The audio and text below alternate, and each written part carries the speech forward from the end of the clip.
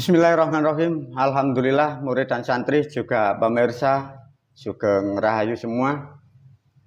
Keadaan lagi kondusif, nyaman-nyaman saja. Alhamdulillah. Video rekaman tidak ada kendala. Dilanjutkan dengan judul Peradaban Baru bagian ke-20. Diberilah judul oleh guru tujuan dilahirkan di dunia. Pada video ini guru macak belangkon lagi ya. Ya kayak dalang, kayak wong Jawa. Ayo para murid dan santri, inilah sesuatu hal yang mendasari. Kembali lagi diurai oleh guru ya. Video dengan judul Peradaban para pemirsa ini disusun oleh guru bagian 1, 2 terus ini. Maka guru berpesan kepada para pemirsa, ikuti dengan step by step, ikuti dengan perlahan, itu terarah. Jadi mulai kesalahan, berubah pikir Anda diluruskan, digubah kesalahannya di mana, yang salah kita tinggal, ini yang baru ini begini, yang lama begini, nah ini terus. Ini nanti penataan sangat panjang para pemirsa, semoga guru diberi kekuatan dan sehingga para pemirsa mendapatkan sesuatu hal yang baru tentang kehidupan, tentang bertuhan atau tentang beragama atau tentang apapun, banyak hal ya. Dari video ini membahas tujuan kita dilahirkan ya. Sebelum diulas oleh guru, ini pun juga terangkai dengan video guru dengan judul Tujuan Kehidupan kalau tidak salah itu volume ke-18 ya. Para pemirsa, sebelum masuk tentang tujuan dilahirkan, guru mengambil video yang lama, pahamkan sekali lagi bagi yang baru mengikuti video guru. Jangan berhayal Anda dicipta Tuhan dari langit. Nomor 1. Sadari faktanya kita ini dilahirkan atau terlahir. Sehingga kalian tidak akan berasumsi, tidak berhayal di ruang angkasa ya. Faktanya kita semua dilahirkan, artinya kita tidak jauh dari orang tua, kita tidak bisa menjauh dari leluhur, kita tidak bisa menjauh dari moyang. Karena kita adalah rangkaian dari beliau-beliau itu. Sehingga bahasa-bahasa Tuhan itu tidak ada. Bahasa-bahasa kata Allah tidak ada. Yang ada adalah manusia dan manusia. Baru manusia dengan manusia. Manusia sekarang dengan manusia kemarin. Dengan manusia yang kemarin. Dengan yang kemarin. Dengan yang kemarin. Ini sadari. Karena sudah 1400 tahun kalian kita bangsa manusia. Berhalu, berhayal. Tak akan pernah ada manusia mengetahui di sana. Semudah itu. Maka guru menasihati menyarankan, jangan berhayal kalian diciptakan Tuhan. Sudah diajarkan oleh guru. Kalau masih kurang percaya, panggil Tuhan, suruh bikin manusia kalau bisa. Tidak bisa para pemirsa. Ya, dipahamkan. Manusia itu karya manusia. Bahannya dari alam, cuman begitu. Sejarahnya sampai di situ. Maka guru berpesan ya, jangan berhayal ya. Ayo kita masuk ke tulisan guru.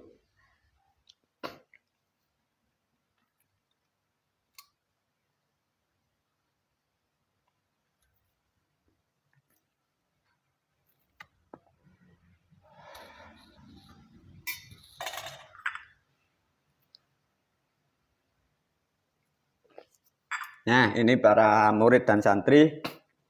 Kembali lagi diulas, disadarkan, diingatkan. Tujuan kehidupan. Bukan tujuan hidup ya, dipahamkan. Tujuan kehidupan. Tujuan kehidupan pada dasarnya adalah menyempurnakan. Bukan menuju kesempurnaan ya. Bahasanya menyempurnakan. Bahasa yang tepat begitu. Bisa memakai tujuan kehidupan adalah menuju kesempurnaan boleh, tapi bahasanya kurang tepat. Menyempurnakan itu artinya ada dengan yang ada, ya. Artinya apa-apa yang sudah ada di dalam kehidupan kita, baik di dalam tubuh kita atau di depan, di belakang, di kanan, di atas, di bawah. Jadi menyempurnakan itu maknanya bersama. Artinya alam dan semesta sudah dicukupi Sang Maha Adidaya. Sudah tidak ada yang kurang. Ya. Nah, dengan adanya karena kita sebagai makhluk atau manusia yang kecil, maka ingin lebih besar, maka ada namanya menyempurnakan. Nah, sebelum masuk tentang pemahaman yang tepat, tinggalkan bahasa bahwa manusia terlahir atau dilahirkan. Ini yang menjadi rancu 1400 tahun. Bukan disuruh untuk ibadah, dipahamkan kembali. Manusia terlahir atau dilahirkan di dunia bukan untuk beribadah. Ya. Dipahamkan ini. Nanti di video yang lain akan diterangkan lebih detail mengapa kok tidak beribadah, dasarnya dari mana, ya. Ayo para murid dan santri, kalau sudah paham bahwa kehidupan di dunia ini tujuannya adalah menyempurnakan alam atau semesta jagat raya, juga menyempurnakan dirinya. Ini agak sulit para pemirsa. Alam semesta para pemirsa itu menyempurnakan dirinya sehingga menjadi ketetapan yang tetap dan tak akan pernah berubah. Artinya manusia yang kemarin menghayal adanya kiamat itu salah kaprah. Kalau toh rusak itu benar tapi tidak kiamat. Rusak tumbuh menjadi lebih baik, itulah yang disebut menyempurnakan. Bukan yang digambarkan hancur lebur, bukan. Ya, dipahami. Karena dogma itu salah, pemahaman salah, memahami makna kiamat salah, sehingga pikiran manusia, otak manusia salah mengasumsikan Tuhan itu maha penghancur, bukan. Alam atau semesta juga menyempurnakan dirinya. Dari mana alam menyempurnakan dirinya? Dari dirinya sendiri. Maka semesta itu pun membentuk dirinya dari apa-apa yang ada di dalamnya. Dipahamkan. Kok begitu sulit guru? Tidak. Karena ini sesuatu yang sangat besar sehingga kadang kalian belum pernah berpikir. Diajarkan, bahasa ini bisa dipakai. Nah, masuk yang penting ini sebagai pribadi, sebagai manusia. Tatkala kita sudah menyadari bahwa kita dilahirkan adalah untuk menyempurnakan. Satu contoh sebelum diulas. Manusia dilahirkan, terlahir dalam keadaan kecil. Dia menyempurnakan dirinya agar lebih kuat, agar lebih besar, agar lebih baik. Tatkala sudah mencapai titik tertinggi, dia menyempurnakan keburukannya, menyempurnakan kejelekannya, menyempurnakan kerusakannya. Satu contoh, tatkala usianya sudah cukup, menyempurnakan kerusakannya. Tulangnya keropos, kulitnya kendor, tenaganya rusak, rambutnya banyak yang beruban, giginya banyak yang hilang. Artinya menyempurnakan kembali lagi, jangan dilihat hanya satu sisi. Karena itulah dunia dan alam seperti itu. Manusia dilahirkan ini juga menyempurnakan kehidupannya. Nah, ini yang paling pokok para murid dan santri. Satu, makhluk manusia dibagi tiga oleh guru. Ada diri pribadi, disebutlah nyawa atau kodrat sang diri manusia. Diri manusia dibungkus menjadilah karena di dunia adanya status.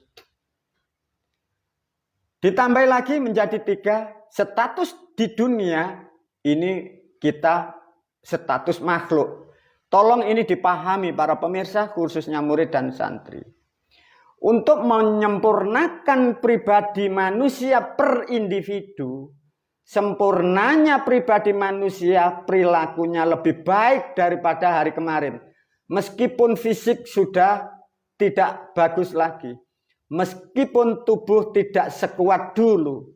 Tapi pribadimu dari pengalaman tahun-tahun kemarin, hikmah yang kalian ambil, kalian dan kita harus lebih baik daripada tahun kemarin. Itulah yang disebut menyempurnakan. Sempurna lebih baik itulah dikatakan menyempurnakan pribadi. Baru ada status. Setiap manusia dididik oleh alam. Satu contoh status pria atau wanita. Tatkala manusia itu status pria, jadilah pria sebaik-baiknya pria. Bila wanita, jadilah status wanita sebaik-baiknya. Bila statusmu ibu, jadilah status ibu yang terbaik bagi status bagi ibu. Bila kalian statusmu pekerja, jadilah status pekerja yang baik daripada tahun-tahun kemarin. Sama status apapun kalian orientasinya, kalian harus lebih baik daripada kemarin. Bila kita tidak lebih baik daripada kemarin, kita sudah melakukan banyak perjuangan, artinya kita adalah disebut makhluk yang gagal. Ini yang lebih pokok. Kita status makhluk para murid dan santri. Ini diulas oleh guru.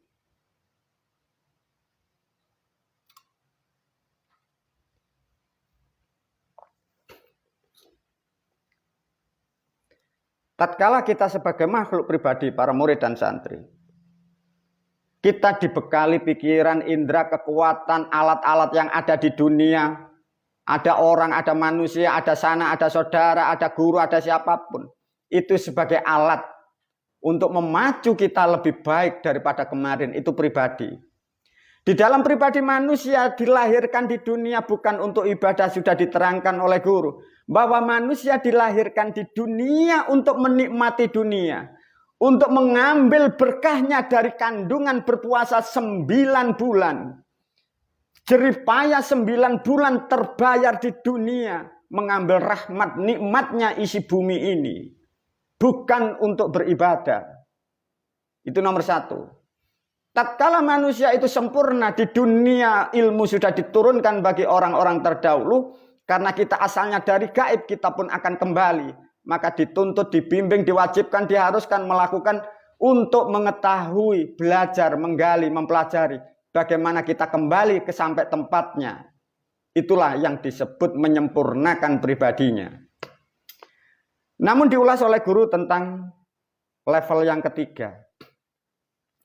Level ketiga menerangkan status kita dilahirkan status makhluk. Apa kewajiban kita? Tatkala kita sebagai manusia sudah mengetahui kita pulang akan di sana, sudah mengerti. Karena ada pendidikan, ada ilmunya, ada pembimbingnya, ada penuntunnya. Sudah paham. Tatkala dengan status kita sudah menjadi orang tua, menjadi bapak, menjadi guru, menjadi pejabat, menjadi pemimpin, kita sudah baik. Tinggal satu, antar makhluk. Para murid dan santri ini yang sangat fatal di Indonesia. Karena adanya dogma yang kalian dipetak-petak orang terdahulu. Bahwa kita yang paling benar, Tuhan kita yang paling benar. Minal muslimin wal muslimat, semua salah, saya yang benar. Inilah yang menjadi kerusakan awal di situ. Sehingga makhluk yang terpetak menggolongkan dirinya orang Islam. Sehingga kalian tidak akan pernah peduli dengan makhluk yang lain. Itu problemnya 1400 tahun masa lampau. Sehingga pemikiran seperti ini, sehingga kalian tidak mampu berbuat lebih luas, tidak mampu berbuat lebih banyak di dunia. Karena pikiran Anda sudah didogma dari kalimat-kalimat seperti itu. Satu contoh para murid dan santri, anggap saja manusia itu tidak mempunyai ilmu. Manusia itu tidak percaya dengan adanya tauhid Tuhan dan apapun. Tapi kalau kalian faktanya adalah makhluk manusia. Dengan usia setelah dilahirkan bertumbuh dan bertumbuh. Manusia nomor 1 pasti mempunyai pengalaman. Dari melakukan sesuatu yang sulit karena mempunyai pengalaman. Sehingga melakukan sesuatu lebih mudah karena dari pengalamannya. Dari pengalaman yang bermanfaat itulah. Tuangkan, sampaikan kepada makhluk yang lain. Tidak ada kata minal muslimin wal muslimat. Ini yang mendogma kalian di Indonesia. Anda menanam padi. Dengan pengalaman Anda sehingga lebih mudah. menghasilkan sesuatu yang lebih berkah. Ajarkan kepada makhluk, ajarkan kepada orang lain, tidak dibatasi sesama muslim, sesama agama. Itulah yang disebut bahwa manusia dari pengalaman itu mewariskan, meninggalkan pengalamannya kepada generasinya. Meninggalkan pengalaman yang lebih baik kepada generasinya, kepada anak-anaknya, cucunya. Dari pengalamannya. Lantas bagaimana selama ini di negara kita? Kalian yang berpengalaman tidak kau berbagi dengan makhluk yang lain. Kalian terpetak, terkungkung dengan kata minal muslimin wal muslimat. Yang lebih bodoh lagi bangsa manusia. Perilaku yang salah 1400 tahun kau wariskan kepada generasi. Sampai sekarang tak pernah membuat perubahan kebaikan di dunia ini. Sejak dulu sampai sekarang cuman begitu, cuman begitu, cuman begitu. Tidak mampu merahmati dunia. Tidak mampu merahmati semesta. Yang kalian lakukan hanya tetap dan tetap seperti itu. Monoton dan monoton. Tidak akan pernah ada perkembangan apapun. Karena sesuatu yang salah kau wariskan kepada generasi. Generasi diwariskan terus dan menerus dan menerus. Berbahagialah kalian yang di luar sana. Yang tidak mengikuti ajaran-ajaran seperti itu. Sehingga kehidupanmu di dunia lebih bermanfaat kepada alam. Bermanfaat kepada makhluk yang lain. Bahkan disitulah nilai-nilai yang disebut kebahagiaan buat kalian. Para murid dan santri, satu contoh. Tatkala manusia ini di dunia meninggalkan suatu pengalaman. Dan pengalaman itu dibuat generasinya lebih muda. Bagaimana sebagai manusia? Andai kata orang-orang yang meninggal mewariskan suatu pengalaman kepada generasinya. Sedangkan generasinya hidupnya lebih muda. Hidupnya lebih tentram, lebih damai. Andai kata yang meninggal itu melihat dan mengetahui dan merasakan. Tanpa kalian doakan di sana pun dia mendapatkan surga. Tapi terbalik faktanya di negaramu. Perilaku yang rusak kau wariskan kepada generasimu. Kau adu domba, kau mengatakan Anda paling benar. Kebodohan itu, sebodoh itu bangsa manusia. Maka rusaklah dunia gara-gara hal seperti itu. Satu contoh para murid dan santri. Menyikapi dengan keadaan yang sudah rusak di negara kita, Republik Indonesia ini. Manusia tidak sadar karena kembali lagi. Karena sudah menjadi gila otaknya. ODN. Otak di bawah normal. Menjadi pimpinan, menjadi pejabat. Membuat aturan, membuat undang-undang. Demi kepentingannya. Bahwa lupa. Undang-undang itu yang kalian ciptakan akan mengena kepada generasi Anda. Sedangkan Anda lupa waktu membuat, kau kira Anda di dunia selama-lamanya. Berapa undang-undang dan aturan di negara kita, satu pun tidak bisa ditegakkan dengan tepat dan benar. Mengapa guru? Karena audiens semua pejabat kita setelah dicek up oleh guru dari video yang lain.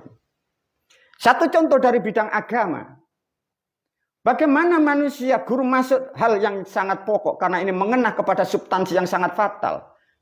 Hal yang dialami oleh guru, satu contoh. Manusia merasa benar pada faktanya dia gila. Membuat aturan yang disebut.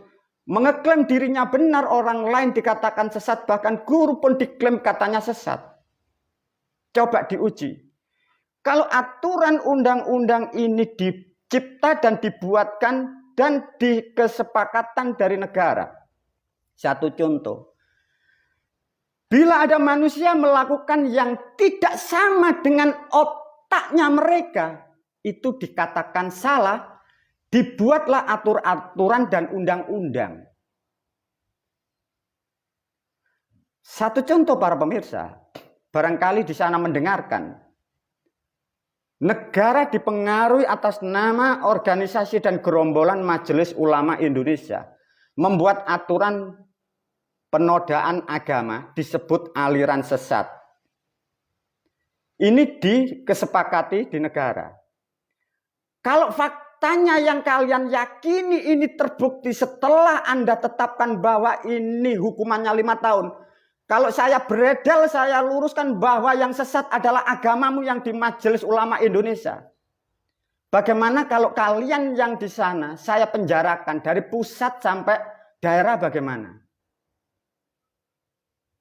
Nah ini loh repotnya para pemirsa. Kalau manusia dalam kebutaan, manusia dalam kebodohan, manusia dalam ODN gila membuat aturan, tidak menyadari bahwa makhluk dan makhluk.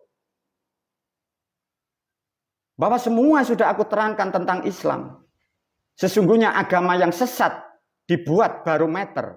Kalau terbongkar, terberedel bahwa agama itu hoak dan palsu. Bagaimana kalau sudah dibawa ke ranah hukum? Bahwa agama yang sesat itu hukumannya 5 tahun.